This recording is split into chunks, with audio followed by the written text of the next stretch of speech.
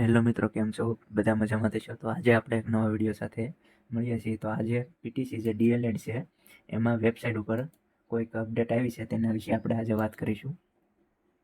તો આ જે ઓનલાઈન પ્રક્રિયા ચાલી રહી છે તેમાં ઘણા બધા વિદ્યાર્થીઓનું રિઝલ્ટ જે લેટ આવ્યું છે, તો એમના લોકો માટે એક આમાં નોટ આવેલી છે, તે જોઈએ.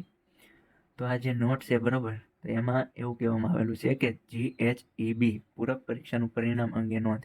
તો કે જે ગુજરાત માધ્યમિક અને ઉચ્ચતર માધ્યમિક શિક્ષણ બોર્ડ ગાંધીનગર તારીખ 2/7ની અખબારી યાદી અનુસાર ધોરણ 12 વિજ્ઞાન પ્રવાહ, સામાન્ય પ્રવાહ, વ્યવસાય લગતી પ્રવાહ તથા ઉત્તર બુનિયાદી પ્રવાહની પૂરક પરીક્ષાનું પરિણામ તારીખ 3/7/2024ના રોજ પ્રસિદ્ધ થયેલું છે.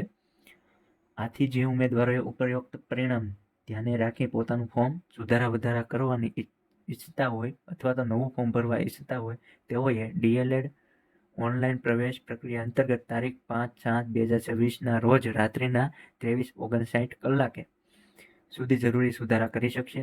જે ઉમેદવારોના ફોર્મ વેરિફિકેશન સેન્ટરે જમા થઈ ગયા હોય અને GHEB-ની પૂરક પરીક્ષા અન્વયે સુધારાની કરવા ઈચ્છતા હોય તેવા ઉમેદવારો જે ઉમેદવારોના ફોર્મ વેરિફિકેશન સેન્ટર ખાતે વેરીફાઈ થઈ ગયા હોય તે ઉમેદવારોએ આ અંગે એક લેખિત અરજીને સ્વીકાર કેન્દ્ર ખાતે ફોર્મ સબમિટ કર્યું છે ત્યાં આપવાની રહેશે.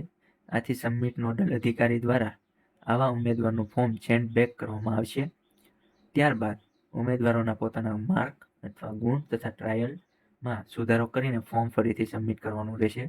તેમજ તે વેરિફિકેશન સેન્ટર ખાતે પુનઃ ચકાસણી માટે રજૂ કરવાનું રહેશે. એટલે કે જે લોકોને પરીક્ષા આપી હોય એનું પરિણામ આવ્યું હોય બરાબર, કોકે સુધારા કરવા આપ્યા હોય તો એનું પરિણામ આવ્યું હોય તો એનો જે સુધારો કરવો હોય તો તમારે આ જે ડીએલએડ પોર્ટલ છે એમાં તમારું આ જે વેરિફિકેશન સેન્ટર છે ત્યાં વેરીફાઈ થઈ ગયું હોય તો ત્યાં જઈને તમારે એક લેખિત અરજી આપીને તમારું ફોર્મ છે પાછું લેવાનું છે અને ત્યારબાદ તમે એમાં સુધારો વધારો કરી શકશો.